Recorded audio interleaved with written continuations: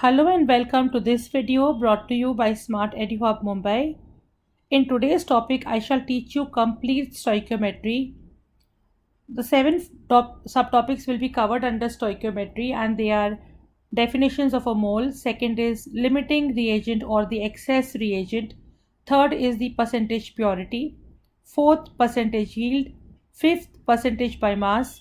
Sixth, empirical and molecular formula. And the seventh is the molar gas volume. Now let us try and understand how to define a mole. Ideally, there are three ways of defining a mole, and the definitions you can see on the screen have been taken from the IGCSE marking schemes. So it's no way possible that these will be wrong in any way. So this is the exact vocab you need to write for the definitions of a mole if at all you have been asked in the IGCSE examination. So first way of defining a mole is 1 mole is equal to 6.023 into 10 raised to 23 atoms, ions, particles, molecules or electrons, or 1 mole of a substance is that substance that has a volume equal to 24 cubic decimeters of a gas at RTP. RTP stands for room temperature and pressure. Or 1 mole is a substance that contains the Avogadro number of particles. So you can define the mole in either of the three ways. So now, after having understood how to define mole, let us understand how to calculate a limiting reagent and the excess reagent. That is, first of all, you need to identify which of the two reactants is a limiting reagent and which is an excess. And if at all they have asked you how much is in excess or how much is the limiting reactant less by, you should be able to calculate such kind of data. So I'm going to target now at solving questions based on limiting reagent or excess reagent. And the questions that I'll be solving will be from the IGCSE past papers. This question has been taken from May June 2004 paper 3 and question number 7. Now as you can see, question number 7a is telling you define 1 mole. So if you are able to define the mole properly, you will get your 1 mark easily. Okay, so you need to by heart the definition of a mole. Okay, now let's try and solve the B part of the question. 3 grams of magnesium was added to 12 grams of ethanoic acid. Okay, and the reaction between magnesium and ethanoic acid is given to you, and a salt of magnesium ethanoate has been formed along with hydrogen gas. Okay, so ideally it's a reaction between a metal and an acid to give you salt and hydrogen. That's fine. The mass of 1 mole of magnesium is 24, meaning they have given you the MR of magnesium. Similarly, they have also given you the MR of ethanoic acid, that is CH3COOH. So they have given you the MR, that is fine. So now, which one, magnesium or ethanoic acid, is in excess? You must show your reasoning. Okay, so now whenever you have to solve questions of this type, okay, remember to look at the ideal equation. This equation that they have given you is the ideal equation. Now why do I call it as my ideal equation? I call it as my ideal equation because it tells me exactly how many moles of the reactants react together to form how many moles of the products. Now let us write the mole ratio between magnesium and ethanoic acid. Now why am I writing down the moles of magnesium and ethanoic acid? Because the question is asking us to identify which one, either magnesium or ethanoic acid, is in excess. So that means we have to be interested only in these magnesium and ethanoic acid. So let me write down the mole ratio of magnesium and ethanoic acid. So here's the mole ratio of magnesium and ethanoic acid. Ethanoic acid is CH3COOH, and magnesium, the number of moles mentioned here are 1. So this is the 1 mole of magnesium, and over here as you can see there are 2 moles of ethanoic acid. So the mole ratio is 1:2. That means the ethanoic acid moles are twice the moles of magnesium. This is clear? Okay. Now what is the next part? The next part is telling us the mass of, okay, this is done. First line is telling us 3 grams of magnesium was added to 12 grams of ethanoic acid. They have randomly taken 3 grams, but they do not know whether 3 grams is in excess or it is proper. Similarly, they do not know whether 12 grams are in excess or they are in the correct proportion. So now our only job is to see that whatever is this 3 grams, we need to convert this 3 grams of magnesium into the moles of magnesium, and we need to convert the 12 grams of ethanoic acid into the moles of ethanoic acid, because when we get the moles, we'll be in a position to see if the number of ethanoic acid moles are twice that of magnesium. Okay, so now what we are going to do is, they have given us the magnesium and the mass of magnesium. So the mass is given to us as 3 grams. Now we are going to find out the moles of magnesium, and you know the formula for the moles of magnesium. Moles is equal to how much? It's mass upon mR. So what's the moles of magnesium equal to? Mass is 3 and mR of magnesium is 24. If you divide it, you get 0.125. So the moles of magnesium are 0.125. Okay, let me write this down. It's 0.125. So ideally, as per the ideal mole ratio, the moles of ethanoic acid should be twice of the moles of magnesium. That means I'm expecting the moles to be twice the moles, ideally, if the reaction has got nothing in excess. So ideally it should be 0.250, right? This is ideally it should have been. Now let me see if 12 grams of ethanoic acid are the ideal moles.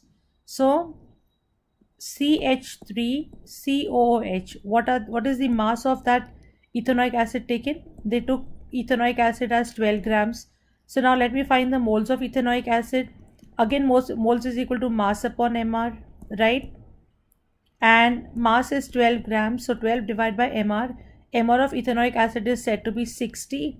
So 12 divided by 60 is 12 ones are 12, 12 fives are 60, and 1 upon 5 is 0.2. That means ideally how many moles are present? Moles are 0.2, whereas the moles of magnesium were 0.125. What is the rule?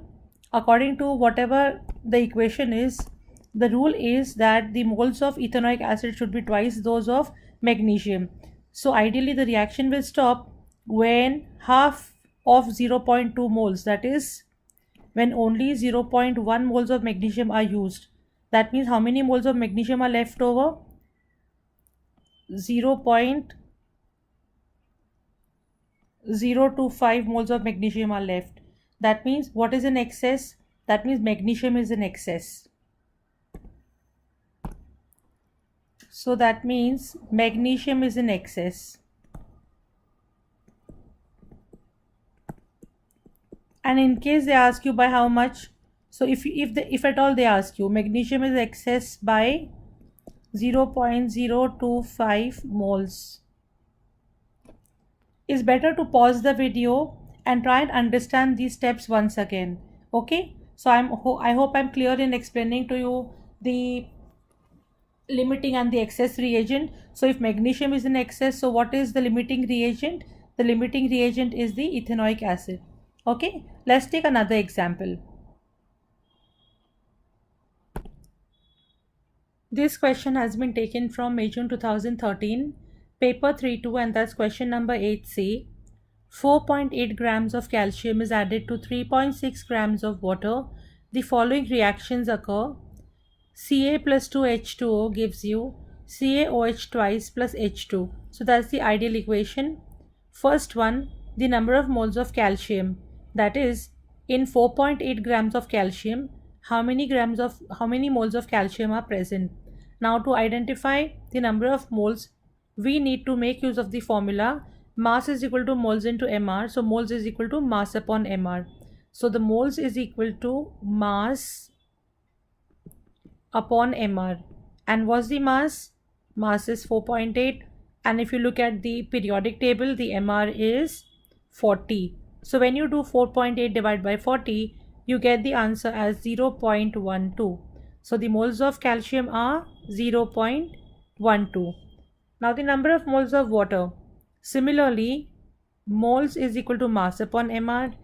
So if I do mass upon mR, I get the mass of water, that is 3.6, divided by the mR of water. Now mR of water, how do you find out? 2 into the AR of hydrogen plus 16, that is the AR of oxygen, so that is 18. This is the mR of water. So I'm going to write this down as 3.6 divided by 18, and that's going to give me 0.2.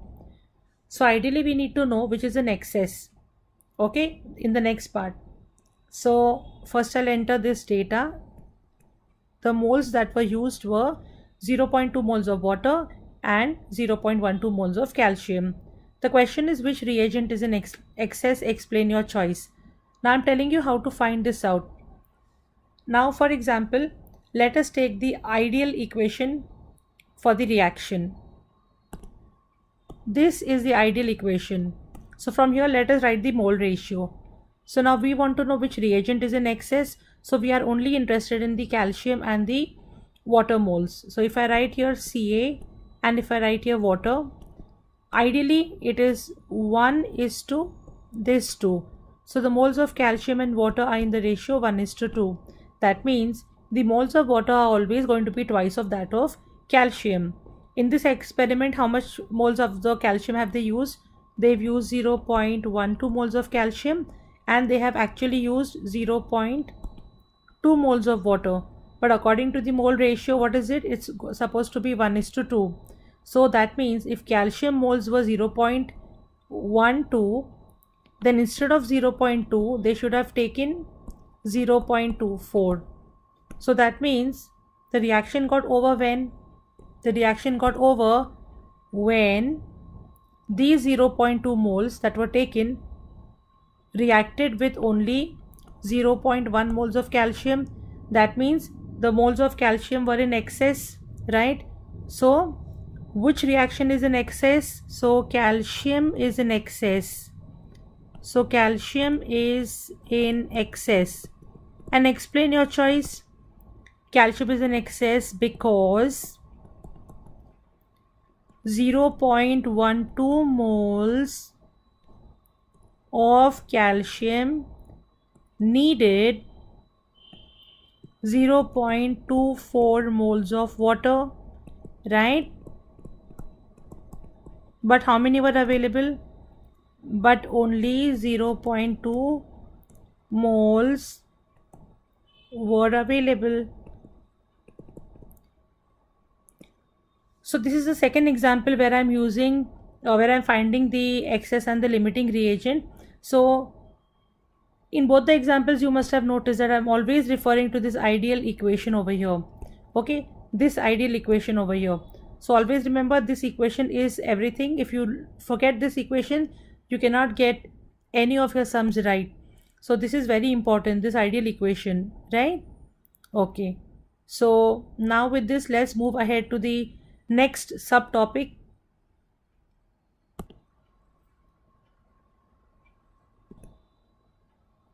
Now the next question that we shall be taking, the next subtopic that we shall be taking will be from percentage by mass.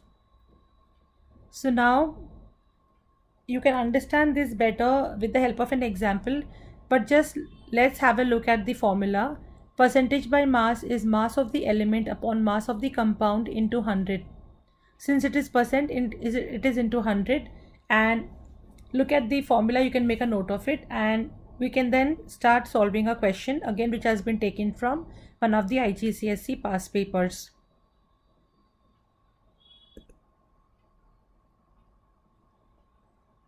Okay, the question has been taken from October-November 2008, paper 3-1, and that's question number 3.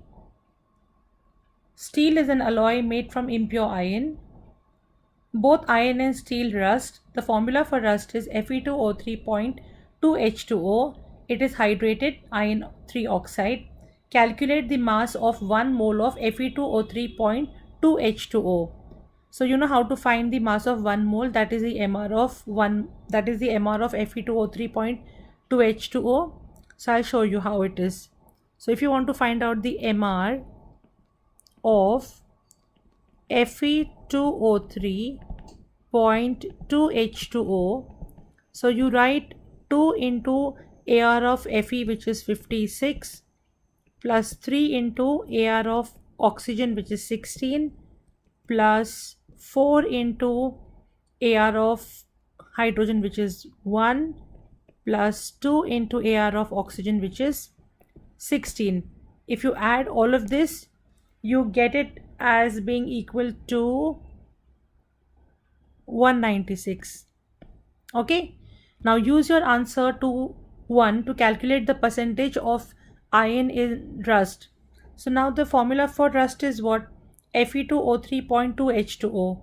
So ideally, how much of iron is present?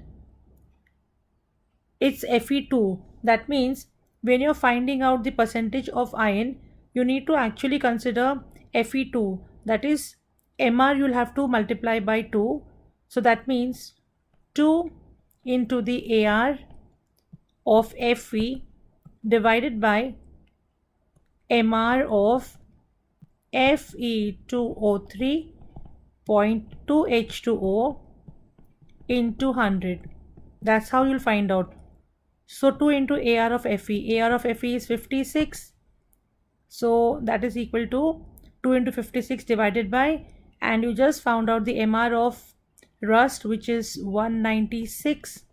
So that means it is equal to, sorry, there'll be a into 100 over here. So I have into 100 since it's a percentage.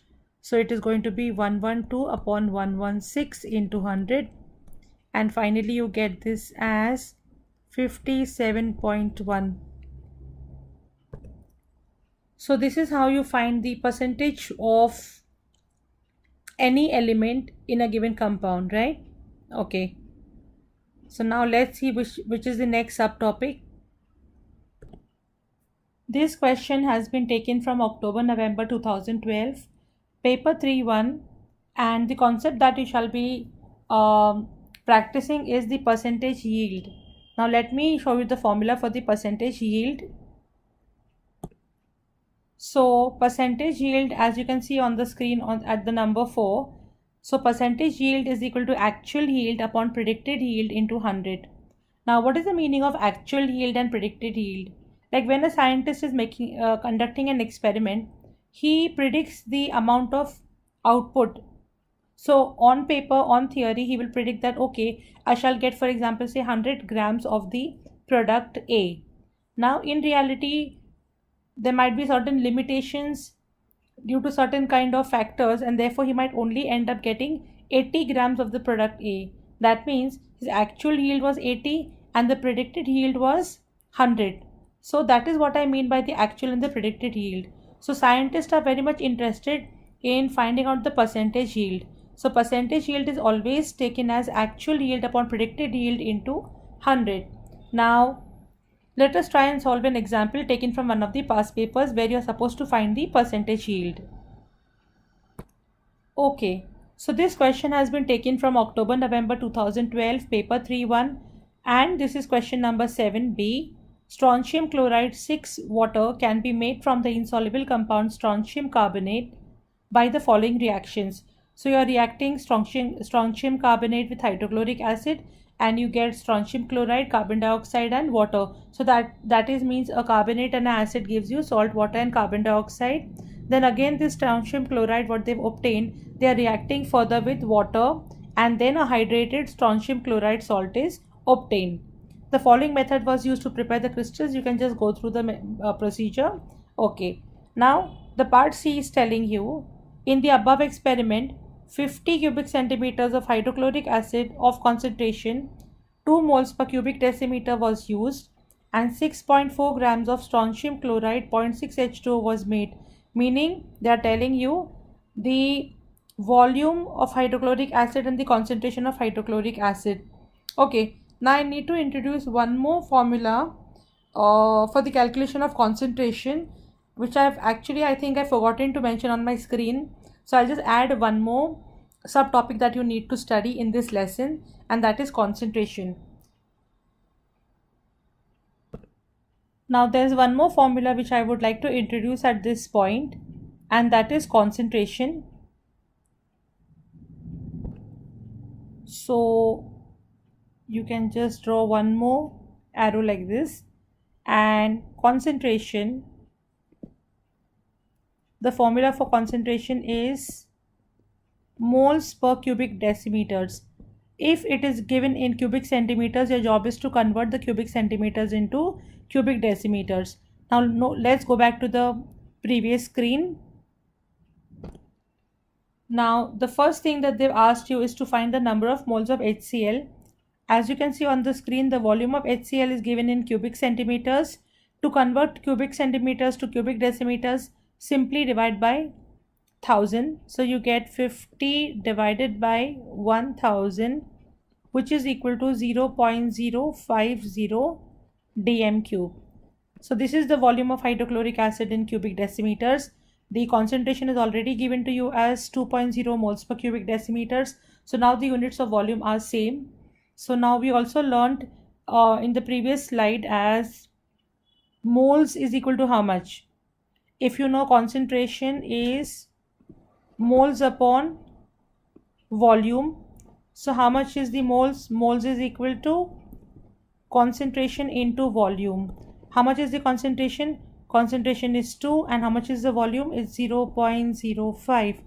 So when you multiply this, what do you get? You get the answer as 0.1. So what are the moles of hydrochloric acid that were used? It's 0.1. Now they're asking you the number of moles of strontium chloride, the hydrated one, that is SrCl2.6H2O, that could be formed. Now could be formed means from this reaction you're going to look at the second reaction, right? Now you must be wondering how to find the moles of hydrated strontium chloride salt. Well, it's very simple, like I told you in my previous videos also, if you watch them, that the ideal equation given to you here is very important. That is going to give you the answers to most of your questions.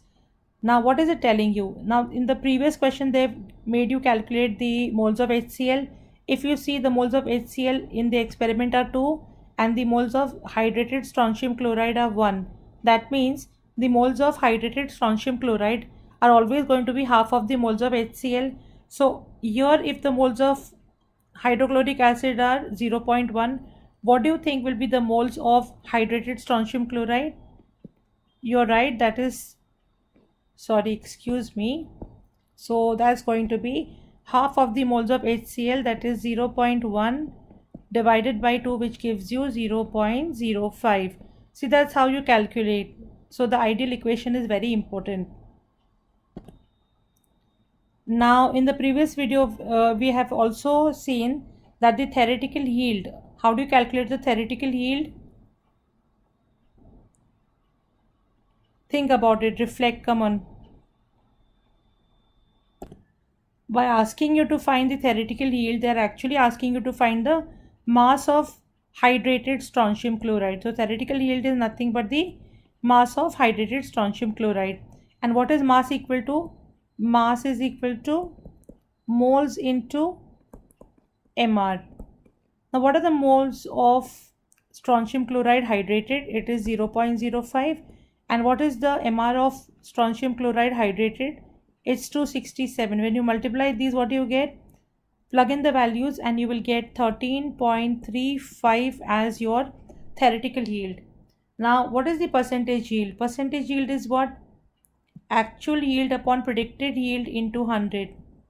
Now do you have the actual yield? Let us check from the data. They are telling you that 6.4 grams of hydrated strontium chloride was made. So that was the actual yield. So actual yield was what? 6.4 grams. Predicted yield was what? The theoretical yield. That is 13.35 into 100. Let's plug in the values and find the final answer.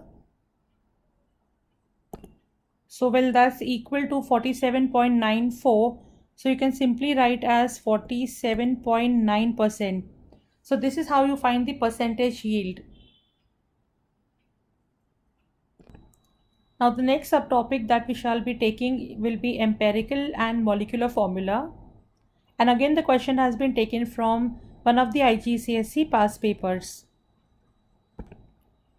Now this question has been taken from October-November 2014 and that's paper 3.3 question number 2B.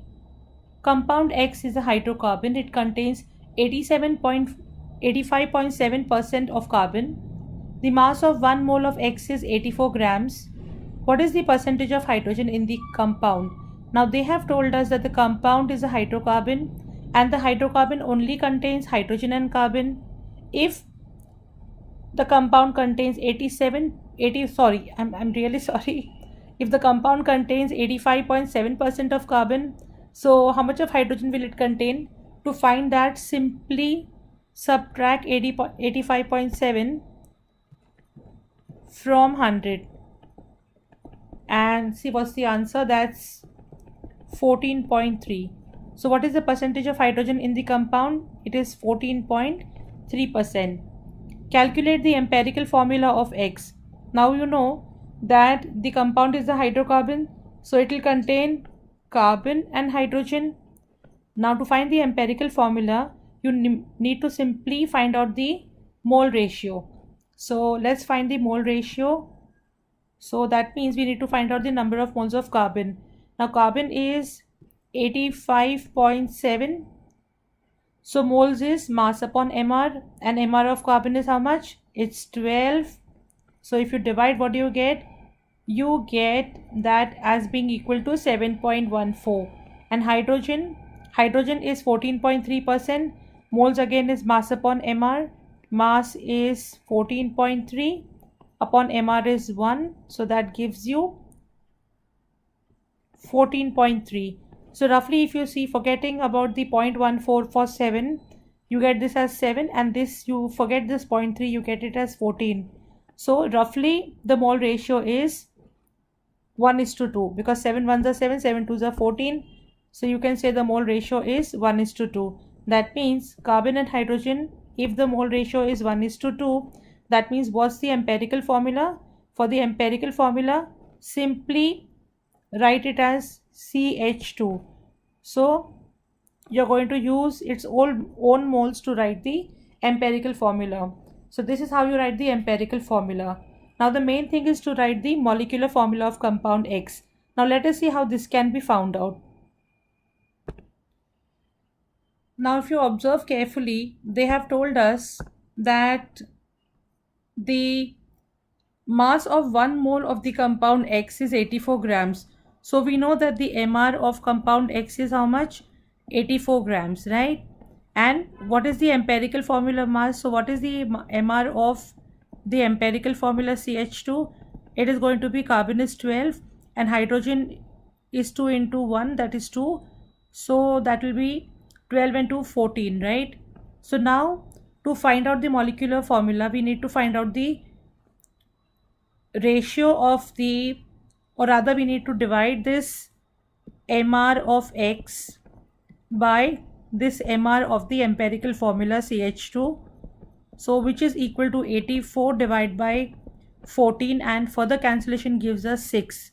So we need to find out the relation between these two. Okay, once we find this down, it is very simple.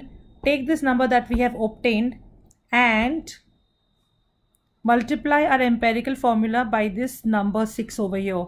So we have 6 into CH4, which 6 into CH2, that will give me C6 and H12. So this is my molecular formula of the compound X. Now we need to study about this molar gas volume, the 7th concept. So now let's solve a sum based on this concept. Ideally, what do you mean by the molar gas volume? It is the volume occupied by 1 mole of a gas. So 1 mole of a gas at RTP will always occupy 24 cubic decimeters. So that is nothing but the molar gas volume. Okay, so let's take an example from one of the past papers. So this is the same sum that we were solving some time ago when we were finding which reagent is in excess. So now looking at the equation that has been given, it is the reaction between magnesium and ethanoic acid. How many moles of hydrogen are formed? As you saw in the first part above, magnesium was in excess, so we need not consider the moles of magnesium, that is 0.025. So we need to ideally think about the moles of ethanoic acid that were completely used.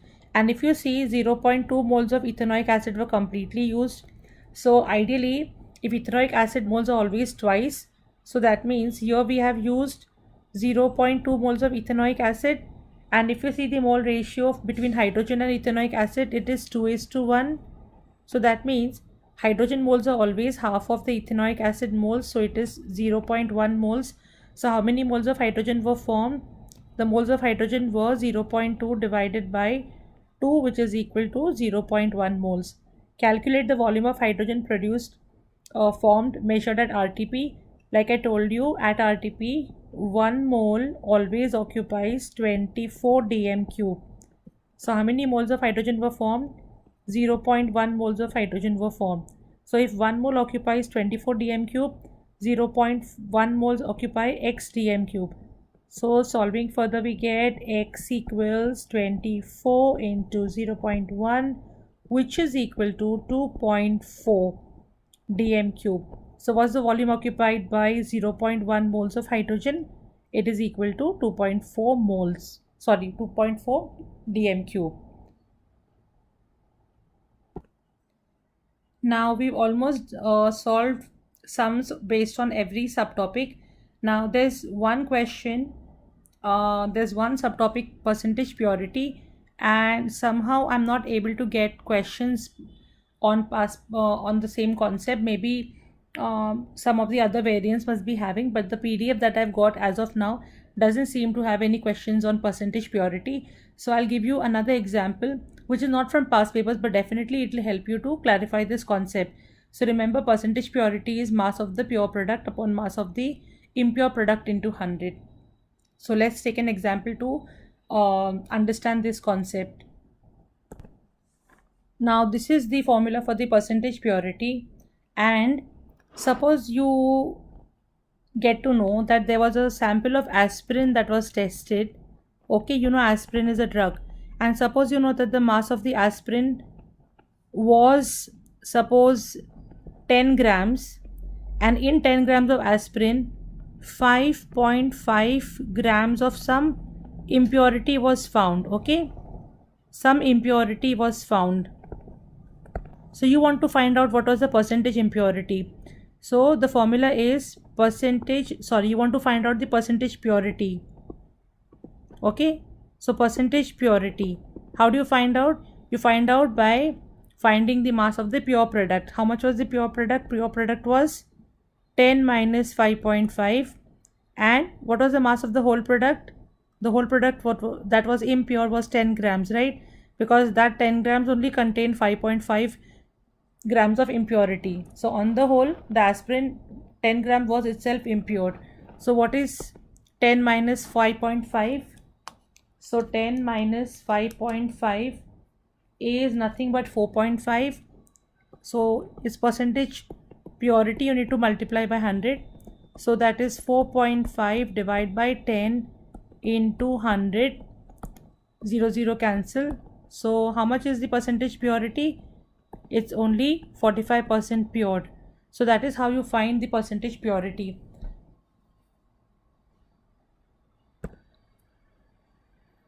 So kids, this is all in today's video on stoichiometry.